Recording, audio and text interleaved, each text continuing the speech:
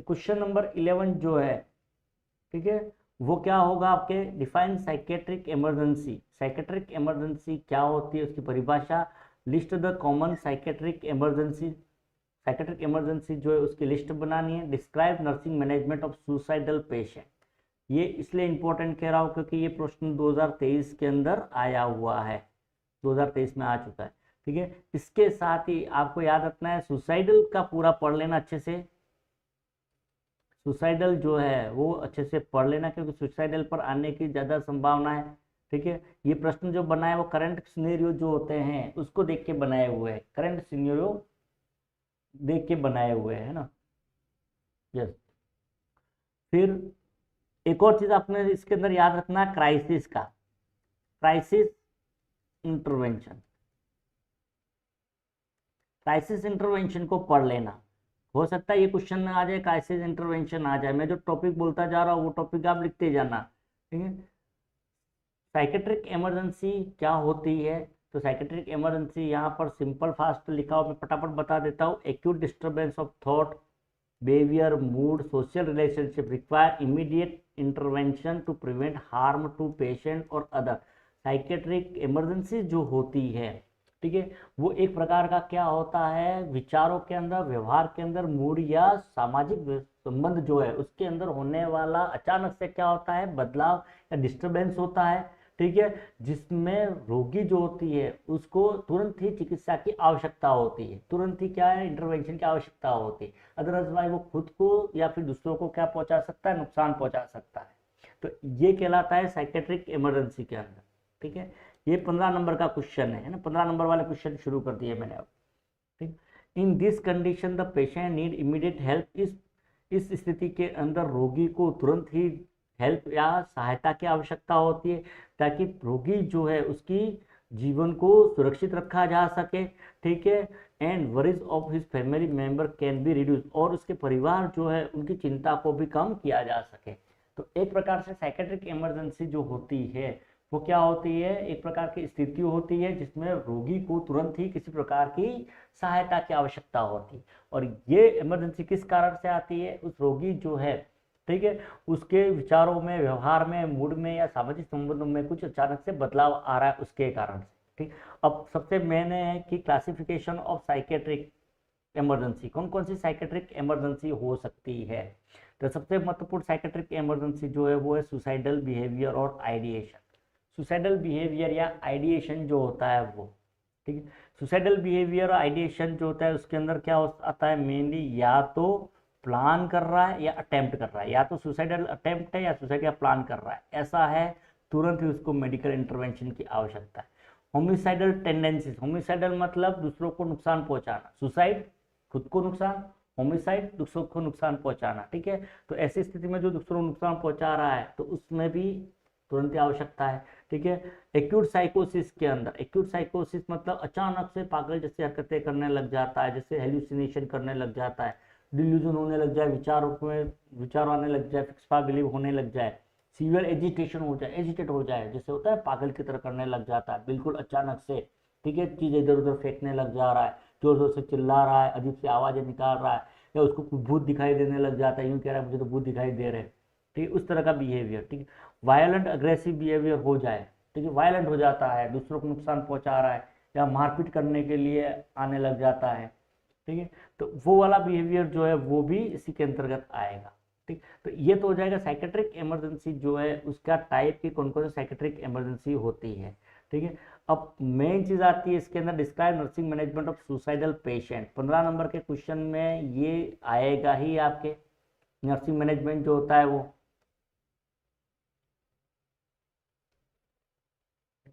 अब nursing management जो है साइकेट्रिक पेशेंट का, तो वो क्या रहेगा इसके अंदर, ठीक है।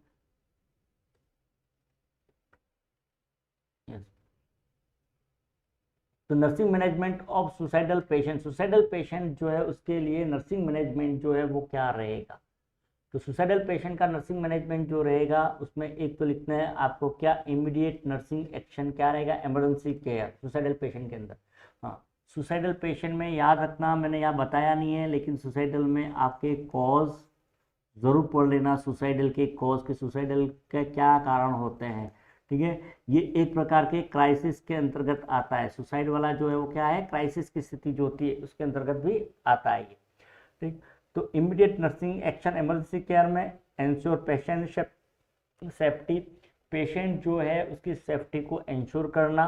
कैसे इंश्योर करेंगे, नुकीली चीज़ें जो है, बेल्ट जो है, दवाइयाँ जो है, या एनीथिंग जो जिससे व्यक्ति खुद को नुकसान पहुंचा रहा है उससे उसको क्या करना, दूर कर देना, ठीक है। इसके अलावा पेशेंट जो है उसको सेफ एनवायरनमेंट के अंदर रखना, ठीक है, जैसे कि रूम के अंदर लॉक करके रखना और उसको ऑब्जर्वेशन में रखना, ठीक है।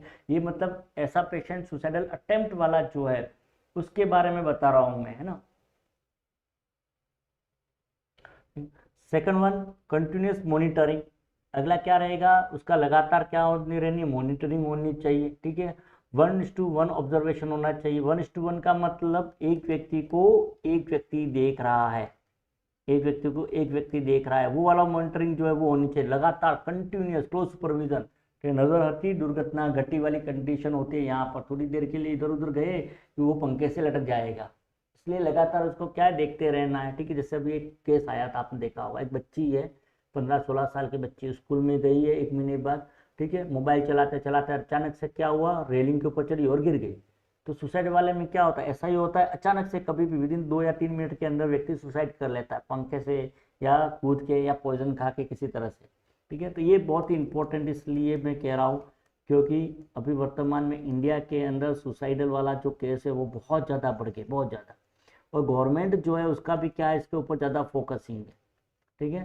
तो ज़्यादातर इसलिए मैंने इंपॉर्टेंट कहा है, बाकी ज़रूरी नहीं है एग्जामिनर पेपर बनाने वाले के दिमाग में क्या आ रहा है, ठीक है। बाकी प्रश्न जो यहाँ से लिए गए वो वर्तमान में जो हमारे सामने परिस्थितियाँ जो आती है मेंटल हेल्थ को लेके उस पर ज़्यादा है, ताकि नर्स अगर पढ़ेगी तो आगे समझाएगी, पढ़ाई नहीं है, क्वेश्चन में ही नहीं आया। जैसे एमएसएन फर्स्ट में आप देख लो, स्थिति वही थी एमएसएन सेकंड के अंदर। एमएसएन सेकंड के अंदर एमआई का कोई क्वेश्चन नहीं है, एस्टेन हाइपरटेंशन का कोई क्वेश्चन नहीं है। उसके अलावा आप देखोगे एक इसके अंदर फ्रैक्चर जो है उसका कोई क्वेश्चन नहीं है, बर्न जो है उसका कोई क्वेश्चन नहीं है, बर्न के बाद मैं कहूँ ब्रेस्ट कैंसर जो है उसका कोई क्वेश्चन नहीं है। और ये क्या है, वर्तमान में बहुत ज़्यादा अपने सामने आ रहा है उसके क्वेश्चन। एक और होता है एल्डरली इमरजेंसी मैनेजमेंट, इमरजेंसी में डिजास्टर मैनेजमेंट जिसको कहते हैं, डिजास्टर जैसे आपदा, जैसे अभी प्लेन दुर्घटना हो गई तो उसमें नर्स की जिम्मेदारी, भूकंप आ जाता है, बाढ़ आ जाता है, उसमें नर्स की जिम्मेदारी, तो वहाँ पर कोई क्वेश्चन नहीं। पेपर बनाने वाले ने क्या सोच के बनाया वो तो वो खुद जाने, ठीक है। बाकी एमएसएन फर्स्ट में आप देखो तो genito urinary system, renal system से कोई क्वेश्चन नहीं था, ठीक है। न्यूमोनिया का कोई क्वेश्चन नहीं है, ठीक है। सीओपीडी के ऊपर क्वेश्चन नहीं दिया, मतलब जो महत्वपूर्ण जो थे मैंने, जैसे स्ट्रोक, सीवीएस फेब्रो स्ट्रोक जो होता है उसके ऊपर बड़ा 15 number question answer, nursing management वो नहीं था, इसलिए ये कह नहीं सकते ना। तो इम्पोर्टेंट इसलिए कहा है कि यहाँ से आ सकता है इसलिए, ठीक। सुसाइडल प्रिकॉशन जो है लेवल 1 पर रखना है, रिस्क असेसमेंट करना है, असेस रिस्क फैक्टर जो है उसको असेस करना, जैसे सुसाइडल थॉट किस प्रकार के आ रहे हैं, वो प्लान तो नहीं कर रहा है, जो प्लान कर रहा है वो अवेलेबिलिटी क्या है उसकी, पिछले सुसाइड अटेम्प्ट तो नहीं कर पा किया है उसने, अटेम्प्ट तो नहीं किया है, ठीक है, वो भी हो सकता है। जॉइंट पिकर बनाया,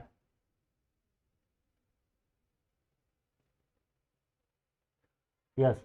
लेवल ऑफ डिप्रेशन, डिप्रेशन का लेवल जो है वो चेक करना है, ठीक है।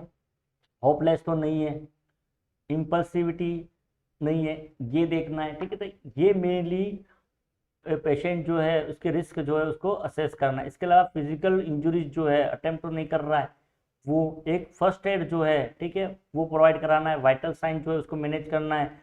पॉइजनिंग ट्रोमा जो है उसके लिए उसको असेस करना है, ठीक। एक साइकोलॉजिकल या इमोशनल सपोर्ट देना सुसाइडल पेशेंट वाले को, ठीक है, उसके लिए ट्रस्ट को बिल्ड करना और थेरापेटिक रिलेशनशिप स्थापित करना, ठीक है, विश्वास बनाए रखना, थेरापेटिक रिलेशनशिप स्टैब्लिश करना, रोगी को मतलब शांत रखना, नॉन जजमेंटल और इम्पैथिक बनाना, encourage patient to verbalize feeling, patient जो है उसको एनकरेज करना है कि वो अपनी जो फीलिंग जो है वो बताए या एक्सप्रेस कर पाए, ठीक है। जिससे उसको अंदर को गुस्सा आ रहा है या गिल्ट फील कर रहा है, होपलेसनेस हो रहा है, निराश है, ठीक है, जैसे तो उसके बारे में अपनी फीलिंग जो है वो एक्सप्रेस कर दे, बता दे, ताकि पता चलेगा कि उसको क्या प्रॉब्लम आ रही है। ठीक, तो reduce feeling of isolation, isolation जो है उसकी फीलिंग जो है, एकांत रहने की जो फीलिंग है उसको क्या करना, रिड्यूस करना। अधिकतर सुसाइडल वाले क्या होते हैं, गुमसुम हो जाते हैं, अकेले रहते हैं। ठीक, तो ये पता लगाना है और पता लगा के उसकी जो फीलिंग जो है एक अकेले रहने की उसको दूर करना। Provide presence and emotional support. ठीक है, तो पेशेंट जो इसको इमोशनल जो है वो सपोर्ट देना है।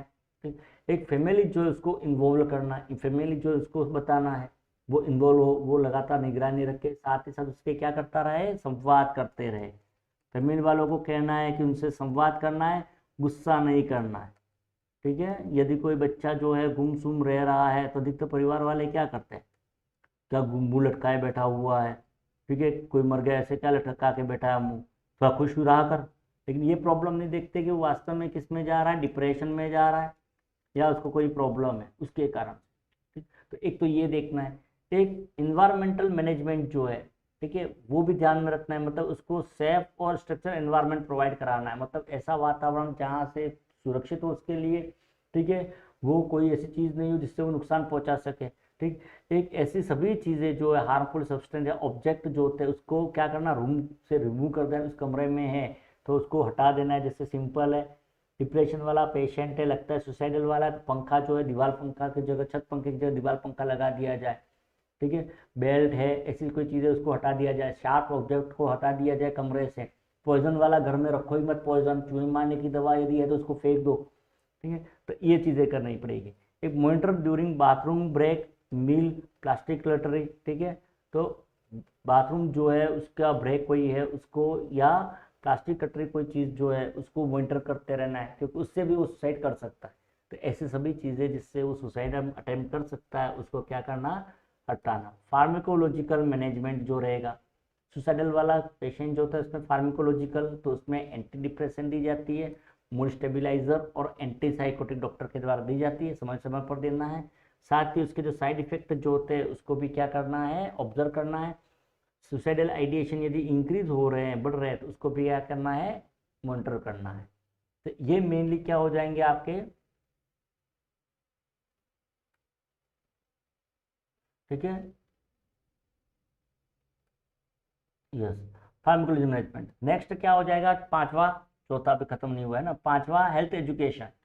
हेल्थ एजुकेशन जो है वो देनी है, पेशेंट जो इसको क्या करना, उसके रिलेटिव को एजुकेट करना है, फैमिली को। ठीक है, सुसाइडल के साइन जो है उसका पता लगाने के लिए उनको कहेंगे, या फैमिली वालों को कहेंगे कि रोगी को सुसाइडल के आइडिएशन तो नहीं आ रहा है, उसका वो देखते रहे। ठीक है, एक फॉलोअप के लिए कहना है। ठीक है, मेडिकेशन टाइम टू टाइम लेने के लिए कहना है। ठीक, स्ट्रेस मैनेजमेंट के बारे में उस पेशेंट को समझा देना है, ठीक, फैमिली को। अगला है काउंसलिंग एंड थेरेपी। काउंसलिंग और थेरेपी, तो कॉग्निटिव बिहेवियर थेरेपी जो है वो देनी है, उससे उसके नेगेटिव थॉट जो है उसका पता लगाते हैं। एक्चुअली कॉग्निटिव बिहेवियर थेरेपी जो है उसमें मेन चीज़ शॉर्ट में बता देता हूँ, डिटेल में नहीं। इसमें क्या करते हैं, थॉट रिप्लेसमेंट होता है, इसमें थॉट रिप्लेसमेंट किया जाता है। थॉट रिप्लेसमेंट में क्या होता है, नेगेटिव थॉट जो होती है, नेगेटिव थॉट, ठीक है, उसकी जगह पर उसको कौन सी डाली जाती है, पॉजिटिव थॉट। ठीक है, नेगेटिव थॉट की जगह पॉजिटिव थॉट जो है वो डेवलप की जाती है। ठीक है, इसमें क्या होता है, पेशेंट जो है उसको एक कमरे में शांति से बिठा दिया जाता है और उसके बाद उससे क्या पूछा जाता है, उसके विचारों को देखा जाता है, फिर देखते हैं कि इसमें से कौन सी विचार है जो उसके नेगेटिव है, नुकसान पहुंचा सकता है। उसकी जगह पर उसको पॉजिटिव थॉट के अंदर उसको बताया जाता है, उसको कहा जाता है आपको ऐसा नहीं सोचना है, ये सोचना है, इस तरह से उसको कहा जाता है। ठीक है, एक फैमिली थेरेपी जो है वो दी जाती है उसको, ताकि सपोर्ट सिस्टम को उसको मजबूत किया जा सके। ठीक, crisis intervention during acute suicidal episode. ठीक है, क्राइसिस इंटरवेंशन शब्द आया है। ठीक है, सुसाइडल एपिसोड यदि आ रहा है तो उस समय क्राइसिस इंटरवेंशन।